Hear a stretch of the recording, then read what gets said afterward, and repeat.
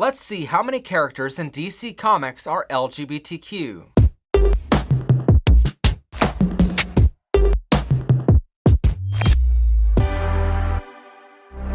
Comic books. The thing that brought millions of people joy around the world, helped readers think differently about situations in their own lives, and eventually had my boyfriend all frisky the night we saw Tom Holland dressed like this. But allowing LGBTQ people to enjoy comics wasn't always commonplace. Until late 1989, the Comics Code Authority had rules that banned LGBTQ representations in comic books. American mainstream comic companies like Marvel and DC were not allowed to show or produce products with this content. When the rules were changed, both companies then could write the characters as they were originally intended to be. So today, we thought it was a perfect time to dive into the DC characters that are LGBTQ. For a full list of Marvel characters, you can check out our Marvel episode linked down below. But for DC, 2 characters had a rebranding after the Comics Code Authority changed their rules, which wiped out a portion of a strong relationship. First up is Aqualad, aka Jackson Hyde, who is an Atlantean human hybrid, raised not knowing who his biological parents were. He was raised by human parents, or surface dwellers as Atlanteans call them. His mentor was Aquaman, the very king of Atlantis. He is not the son of Aquaman. His biological father is Black Manta, Aquaman's sworn enemy. He kept the truth from Aqualad for as long as he could, so he wouldn't go seeking out his biological father. Most of his superpowers come from being Atlantean, which are hydrokinesis, the ability to breathe underwater, exceptional swimming, and super strength. He strives to make sure his legacy doesn't define him, in hopes of being worthy of carrying the crown of Atlantis. He is currently in a relationship with Waned, an Atlantean guard. In episode 21, Unknown Factors of Young Justice, Outsiders, they share an on-screen kiss. The episode showcases his abilities as a fighter and character, not just an on-screen cameo for fan service. Before he had feelings for a young lady named Tula. She was his classmate from the Conservatory of Sorcery. She dated Garth, best friend of Aqualad and fellow member of the Young Justice. It was difficult for him to accept the relationship, and one day she died on a mission. This was the deciding factor for him to leave the team. Also taking upon the mantle as a king of Atlantis was another factor in him leaving the team. Next up is Catman, aka Thomas Blake, who was originally introduced as a member of Batman's Rogue Gallery. Catman was created by Bill Finger, the co-creator of Batman, in 1963. He was originally a world-famous cat trapper. When his fortune dried up, he turned to a life of crime, which was making cat-themed gimmicks of things Batman made. Catwoman was also displeased by him copying her style. Catman resurfaced in 1993 in Batman Shadow of the Bat, number 7 through 9, as a member of the Misfits, a team of D-list villains led by Killer Moth, who were out to prove themselves. Catman gained a new purpose and better writing in the hands of Gail Simone. In her time of writing the Villains United miniseries, she updated Catman's roots. He was sent to live with a pride of lions in Africa.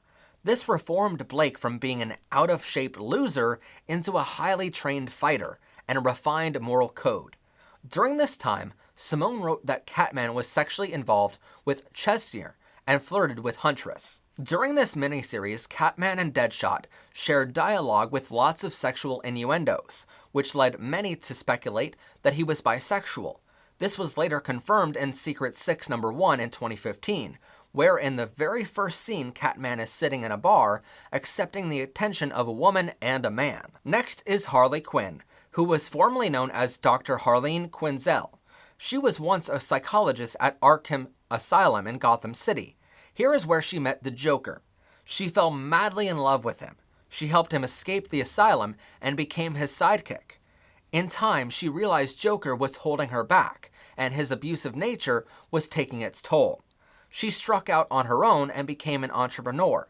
She also became a member of Suicide Squad and Gotham City's all-girl gang, the Gotham City Sirens. Harley Quinn has no superhero powers compared to others on this list, but she is certainly not defenseless. She was injected with a special toxin antidote by Poison Ivy. This made her immune to various forms of chemicals.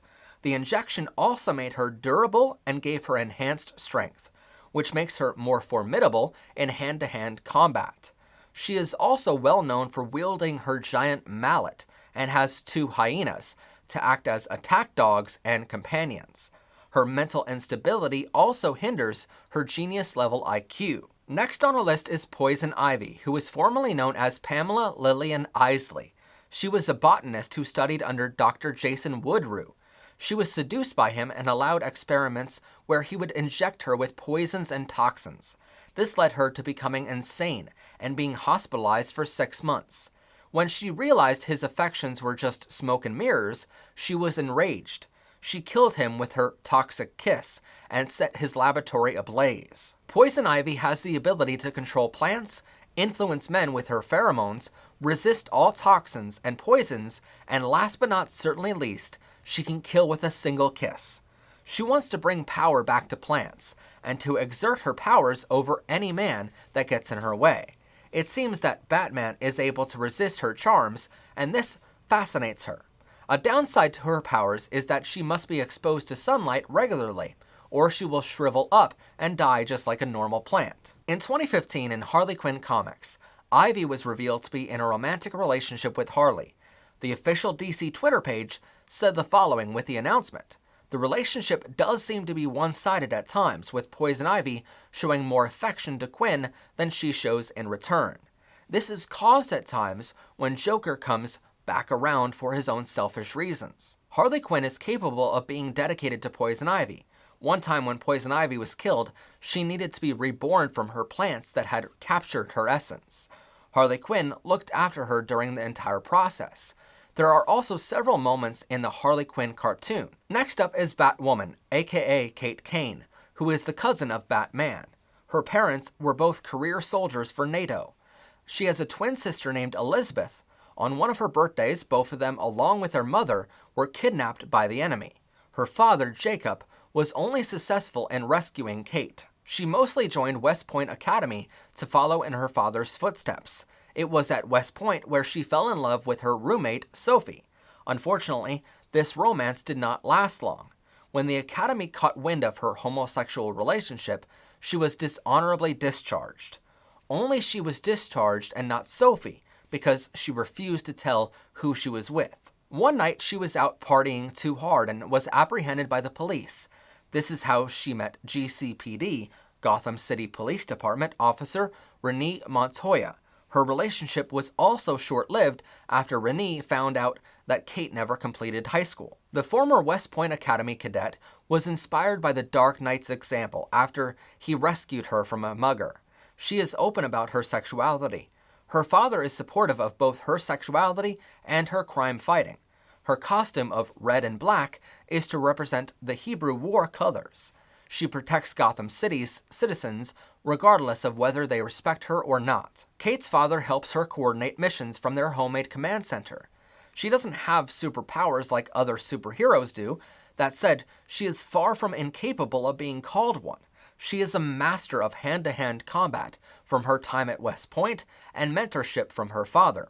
She is also an Olympic-level gymnast and cunning detective. She wears a utility belt similar to Batman's, and her command center is filled with military-grade equipment and weaponry as well. Next is John Constantine, a morally gray magic practitioner.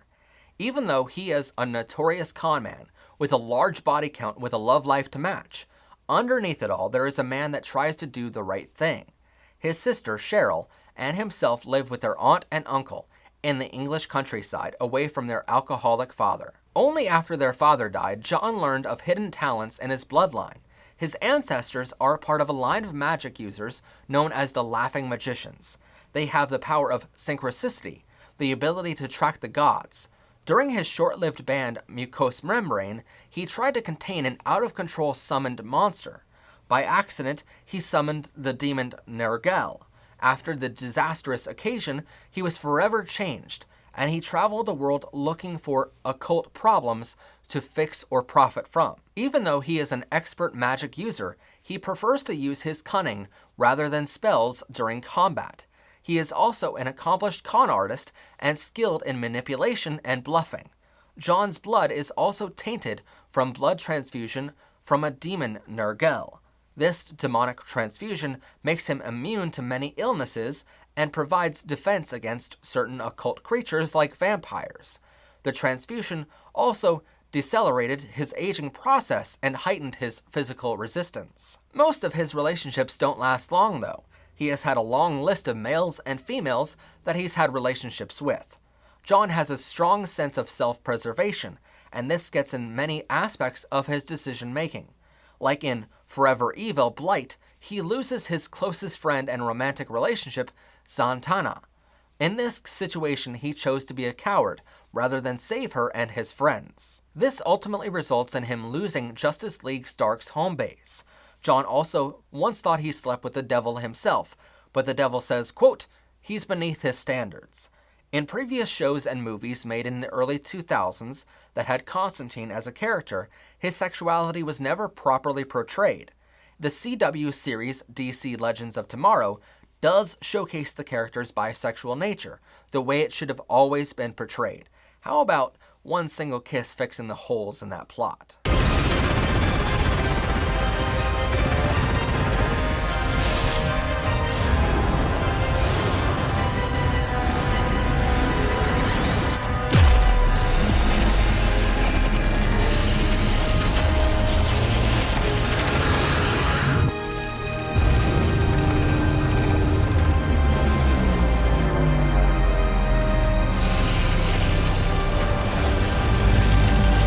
Next up is Midnighter, who doesn't know much about himself.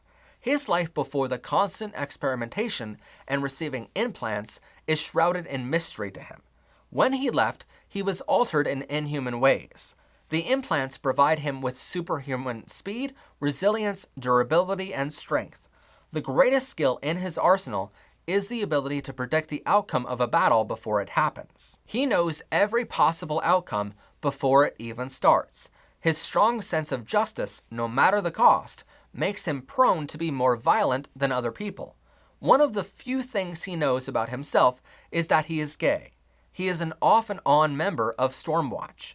This is where he developed some sort of loose family bonds and met Apollo. That brings us to Apollo, aka Andrew Pulask, who was formerly a US soldier. He was part of a group created by the Stormwatch weatherman Henry Bendix. The secret experiments done by Bendix were extensive and made Apollo almost a sun god. His powers include flight, superhuman strength, invulnerability, and heat vision. The caveat to his abilities is that he needs frequent exposure to full sunlight to recharge his powers and health. When fully charged, he can walk the Earth's core, untouched by the heat. Unlike Midnighter, he volunteered for these implants procedures that gave him these powers.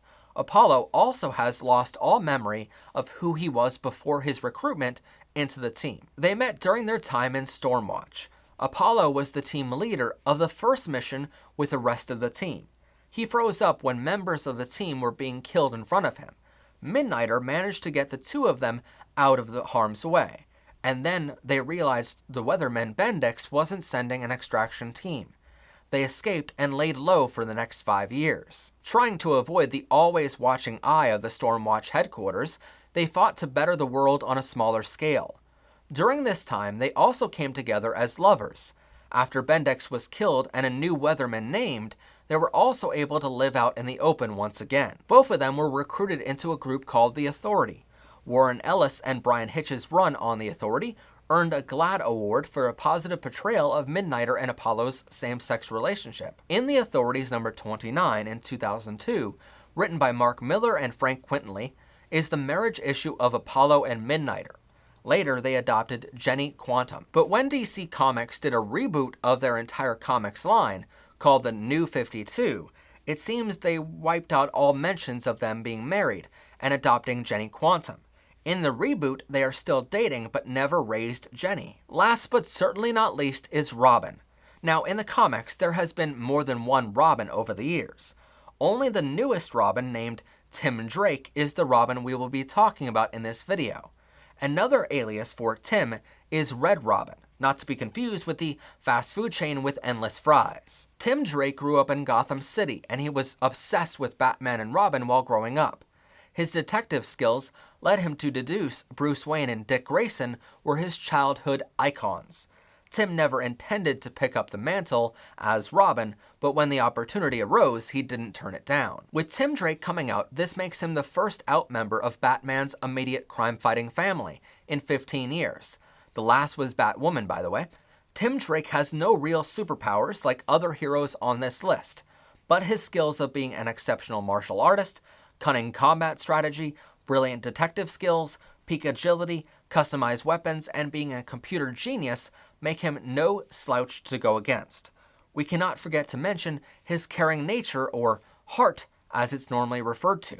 These skills also helped him excel as a mentor and leader in both Teen Titans and Young Justice, the latter in which he was a founding member. In Teen Titans Volume 3, The Sum of Its Parts, Tim is unsure of how he feels or what he wants, and this uncertainty has affected the core of his character over the last decade. It is only until an old friend of his, Bernard, refers to their uninterpreted dinner as a date. At the time, Bernard did not know that Robin and Tim are the same person. This comment, though, led Tim to have that moment of clarity. At the end of the story, Bernard asked him out on a real date in which he happily accepts. Anyway, if you want to learn more LGBTQ lessons, check out this playlist right here, and be sure to subscribe. If you want to see bloopers and behind the scenes from every episode, consider becoming a member by hitting join down below. As always, I'm your host, Professor Pride. Have a gay day, everyone, and bye for now.